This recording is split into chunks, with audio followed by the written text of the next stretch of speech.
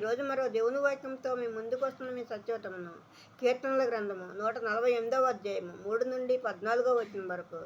సూర్యచంద్రులారా ఆయనను స్తుతించుడి, కాంతిగల నక్షత్రములారా వీరందరూ ఆయనను స్తుతించుడి. పరమాకాశములారా ఆకాశము పైనున్న జలములారా ఆయనను స్తుతించుడి. యెహోవా ఆజ్ఞ ఇగవు పుట్టెను, అవి యెహోవా నామమును స్తుతించునుగాక. ఆయన వాటిని నిత్య స్థాయివులుగా స్థిరపరిచి ఉన్నాడు. ఆయన వాటికి కట్టడ నియమించెను, ఏదియు దానిని అతిక్రమింపదు. భూమి మీద ఉన్న మకరములారా అగాధ జలములారా యెహోవాను స్తుతించుడి.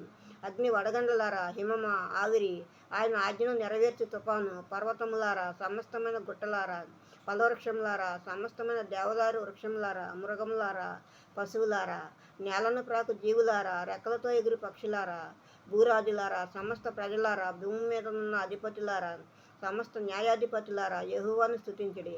జవనులు కన్యకులు వృద్ధులు బాలురు అందరూ యెహోవా నామమును